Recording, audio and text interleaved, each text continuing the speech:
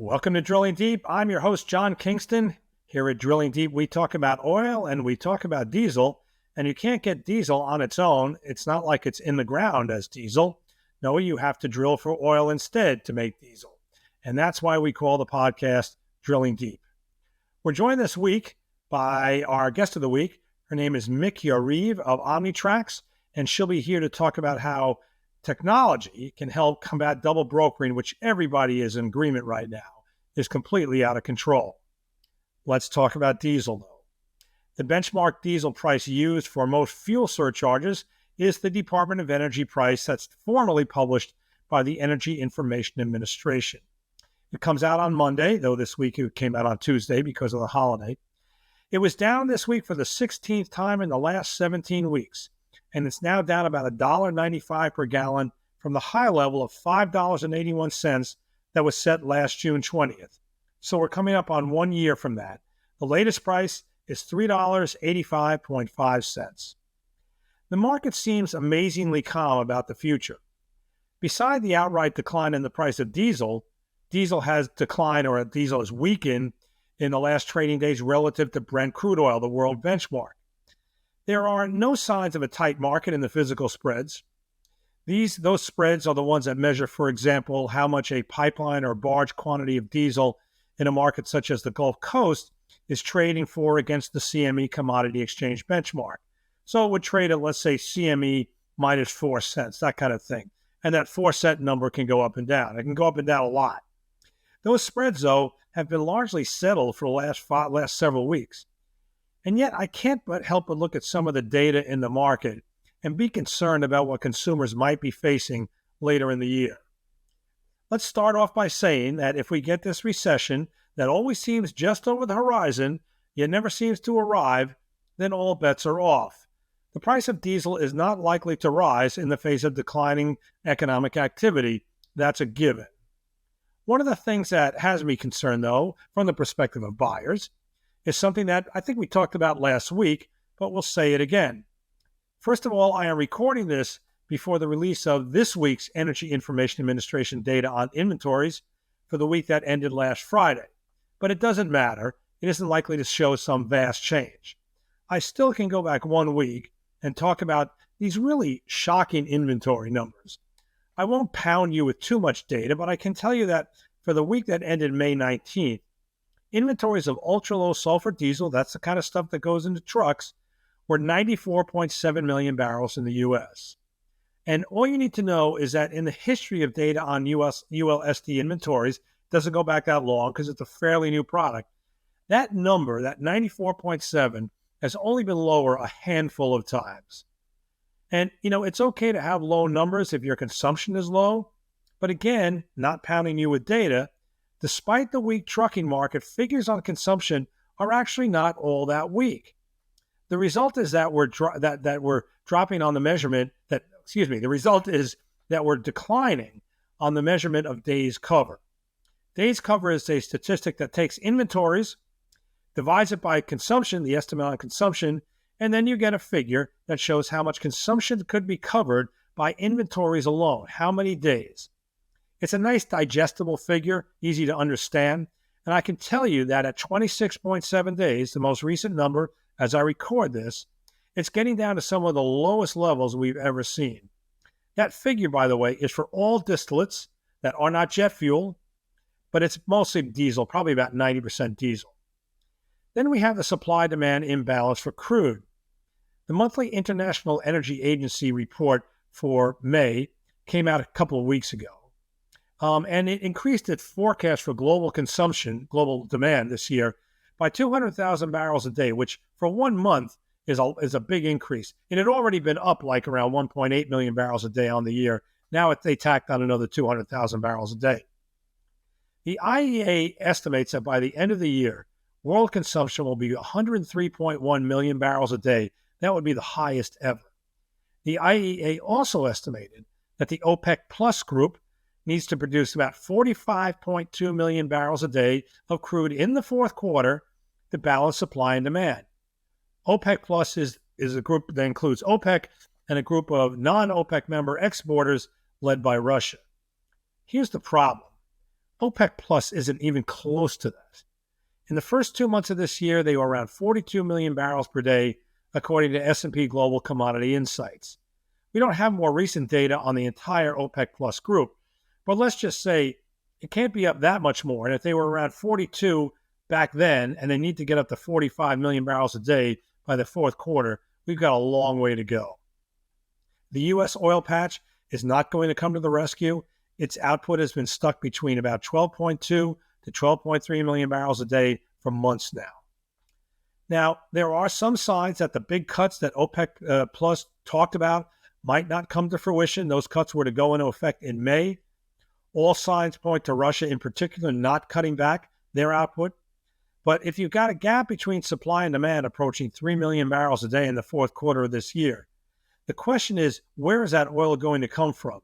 There aren't a lot of good answers to that question. I don't forecast because I'm not smart enough to do so, but when I look at the end of the year and when I look at diesel inventories now, it's hard to be bearish. But enjoy these prices. I'm not going to say for now because maybe they will stick around for a while. But outside of recession, I am not sure what the case is for these prices to stick around and not go higher. Time to move on here on Drilling Deep, as we always do. Mick Yariv is Vice President and General Manager at Omnitracs, which is part of Solera. That's why you see Solera on her shirt there. Omnitracs is one of the biggest suppliers of ELDs and an array of software solutions that are designed to help drive compliance, safety, and a wide range of other issues at fleets. She's here, though, specifically to talk about how technology can combat double brokering, which pretty much everybody agrees is absolutely out of control and at a level that they've never seen before. So, Mick, first of all, thank you. Welcome to Drilling Deep. Thanks for having me. Why don't you start by defining double brokering? And I ask that because I know when I've asked people at other times, everybody seems to have a slightly different definition. Not all double brokering is necessarily illegal or bad. How do you see it? Absolutely. I think there's a very small window, in my opinion, of double brokering that's okay, right? And that is the case where the owner of the freight knows that it's being double brokered. There's chain of custody across the entire thing. Everybody knows the players that are involved. I think that is not at all what we're talking about these days. I don't think that is our problem, that there's too much of that type of double brokering happening. The way I think about double brokering, and I think most people agree, I hope most people agree with it, is that there's the case where somebody has double brokered a load. The final carrier moves that freight, and everything goes fine, right? The freight got where it needed to get to. The carriers got paid. It's not a practice that we should be, participating in, but in that case, the harm is a lot smaller than I think the more nefarious kind, where you have double brokering, where somebody is brokering the load to another carrier. The carrier moves the freight, and then that carrier is ultimately never paid. Or cases where the load gets lost, nobody knows where it is, it's stolen, it's hijacked, etc. So in the world of double brokering, I also think that we have this huge problem that goes under a different name, which is dispatching services, right? In this case, it's not the same thing, you could say, as double brokering by definition. But I see kind of two sides to that as well, where there's not full transparency of information about who's moving the load. And in that case, that's where the similarities are. In their best light, I think that dispatching services are replacing kind of the relationship that you had, where maybe you had a guy out on the road and his wife was back home doing the back office, and she was looking for freight for him and handling the invoices and all of that. And a dispatching service can do those things for a carrier. And I think it's looking to replace that level of service. But in the worst case, there's often fraud. There's often no transparency in terms of who the underlying carrier actually is. And in some cases that I've seen, there's actually coercion happening where, the underlying carrier really can't get out from under that dispatching service. So I think we have two issues. I think they're closely related, but it's all about lack of transparency about who's actually moving freight. This is interesting. This is the first time I think I've heard dispatching services identified as a possible cause for this. I was at the Transportation Intermediaries Association meeting for about 3 days, about a month ago in Orlando, and double brokering was pretty much all they spoke about. It was nonstop. I don't know, maybe you were there too, but I don't think I heard dispatchers as a cause or a potential cause come up even once. Is it just that many of them are small? They are one person or two people shop, and they just don't have the kind of sophisticated tools to see what's going on. Yeah, that could be it. That it is in the kind of smaller segment of the market. I mean, from my point of view, and I work directly with small and medium fleets. To me, this if you think about the landscape of trucking, right, 97% of the capacity out there is coming from these small fleets that have under 10 trucks. So I think it's a huge problem just by volume, but probably not being talked about at the same level as double brokering. But in my mind, if there's not transparency in the transaction, we have the same problem, right? We don't know who the carrier is that we're working with, who's coming to pick the freight up. And so I think we have to, figure out a solution on both of those. Well, and that's where you come in. I guess another thing that surprised me about the boom in double brokering, boom always sounds positive. So both the rise in double brokering is that with so many tools dedicated to transparency, like how could this go on? And I guess maybe the reason, and you would probably argue, that the tools just aren't out there enough. Not that they don't have the capabilities, but they're not as widely used. So what are some of the solutions that Omnitracs and Solera are bringing to the table? Well, let me start on the first part of your statement there, which is, around, do we just not have the right tools? I think if you draw, and I think about this drawing comparison to the financial industries, right? They spend billions of dollars on security and fraud prevention every year, right? But it does not stop the unmitigated growth of fraud in the industry, right? You have people who their entire life savings are being wiped out because they gave somebody their information unknowingly, and no matter how much money the financial industry is spending on this, it is still human error at the end of the day. And so I think there's some element of, I don't think we can technology our way completely out of this. I think it's got to be a combination of technology and information, but then also awareness. So I'm thankful that you're doing this show today. But awareness of the issue and and how these things happen. I don't know. We talk about it a lot in the transportation sector, but for the guy who is working at the dock at the warehouse, right, and the carrier who shows up doesn't match the bills that he has. Like, does he recognize that this is a situation that could potentially have a bad outcome? So I think it's not going to be technology that saves us in this case. It's got to be a combination. Yeah, one of the messages that came through again at going back to TIA was call the driver. Always reach out to the driver who's supposedly buying it. And if somebody says, well, you can't reach them, they're here, they're there, they're out of touch, whatever, that should be a gigantic red flag. So I think what you're saying is that, you can have all the tools you want, but there's still got to be some human involvement here. Absolutely. So I've seen, cases where some of our customers have just asked, can you please take a picture of the door of the truck that shows up at your dock, right? And if that MC number is not matching all the way through, right, then we have a problem. So absolutely, it's going to be a combination of solutions, and I think it took us, a long time to get to this. It's not going to be something that we fix tomorrow either, despite how badly we all want it.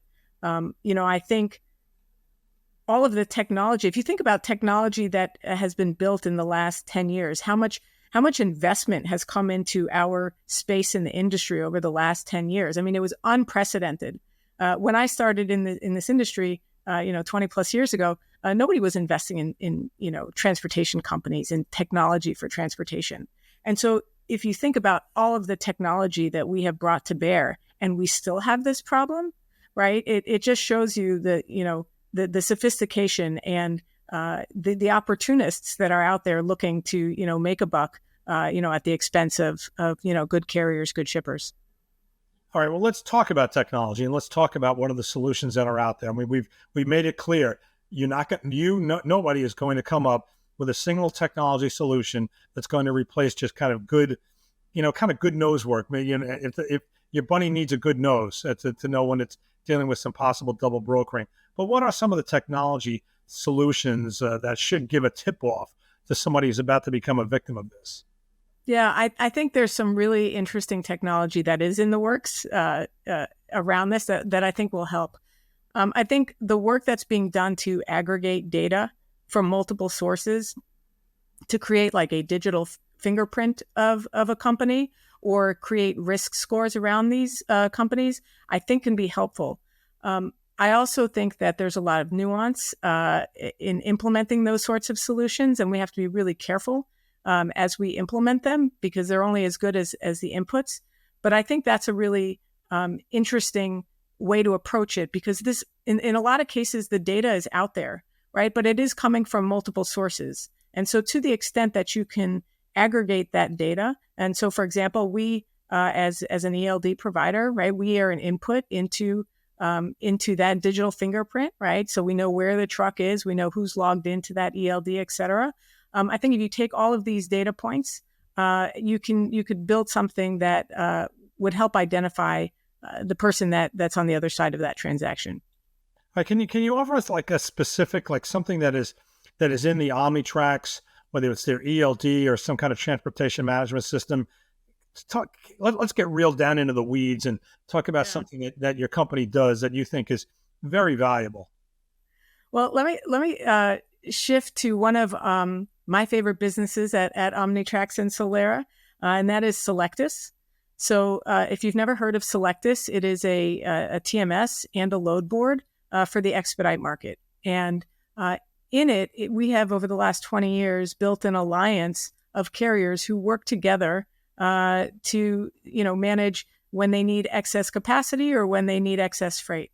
And I think what we have seen there is it kind of goes back to the idea that this will be a human solution that is technology enabled. So our customers work together, building relationships with one another such that when they need excess capacity or excess freight, they know who the other partner is in the network. So to that extent, bringing together kind of a vetted group of carriers to work together, we see less of that problem in that space. I think when you open up to kind of to the public domain, right? It's kind of like in IT security. There's what's called an attack surface, right? How many points of entry, does your organization have that could be attacked, right? When you post loads out on 100, different public load boards, you're effectively increasing your attack surface and making that available to anyone who's out there looking to commit fraud. So in our case, it's a really interesting example of how carriers can work together to avoid a lot of these pitfalls around not knowing the other parties involved and being more open to double brokering. What are some of the things that the industry can do about it? I mean, that actually does sound like an industry solution because you're talking about companies that are working together. But again, going back to the TIA, I hate to keep referring to that, but it just like I said, I felt like it was the double brokering meeting. What are some of the things the broader industry has a responsibility to do, maybe on a trade association level or even a governmental level? I think every company needs to make sure that the agents for that company, so the employees of that company, ultimately have the right incentives, right? And so if you are someone at a broker looking to cover a load and you're just looking for the cheapest rate that you can find the cheapest rate. It doesn't mean your freight's going to get there, right? So I think there has to be an understanding that as an industry, we're looking for quality solutions, and sometimes that means that you're going to pay more for that solution, but you have better guarantee that your freight is going to get there in time. And so again, it's one of these human things that incentives drive behavior.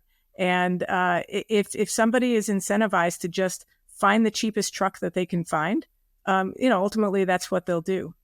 I do think that there's an industry challenge in that it is very difficult for new entrants to come into this space because their authority is new.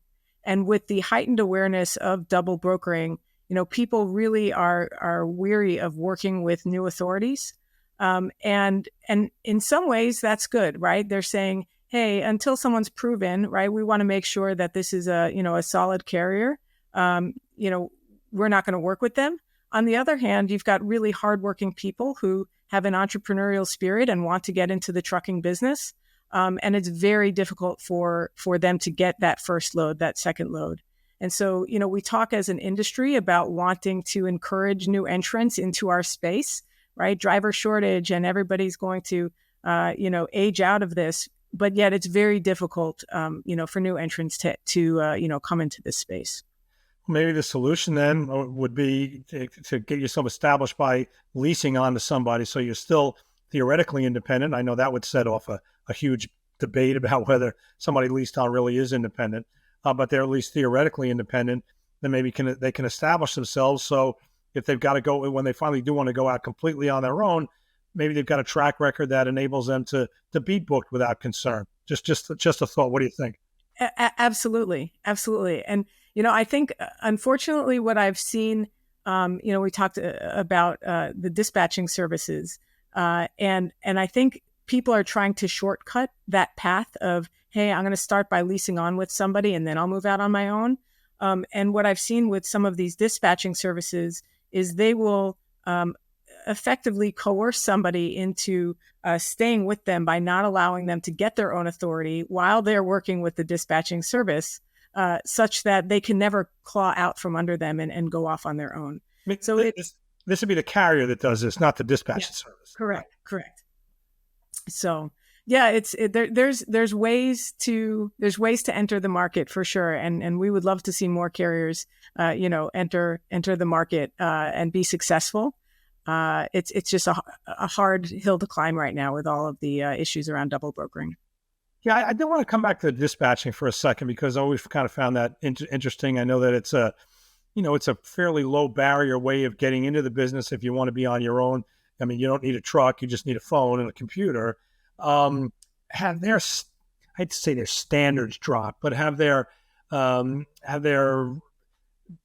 discipline dropped in this weaker market, and maybe they're just kind of a leaky valve in this whole supply chain? I think they are problematic. I think the problem is lack of transparency, right? So when one of these dispatching services are bidding on freight, and they're bidding as themselves, and then ultimately they're passing that along to another carrier under a different MC, different insurance, right? It's again, if there's not transparency in the entire transaction, we have a problem. So I know there's been a lot of discussion around going to Congress about dispatching services and asking for some assistance there from a regulations perspective. But I definitely feel that if you have part of the industry that's working that's not transparent, it's going to lead to many of our problems.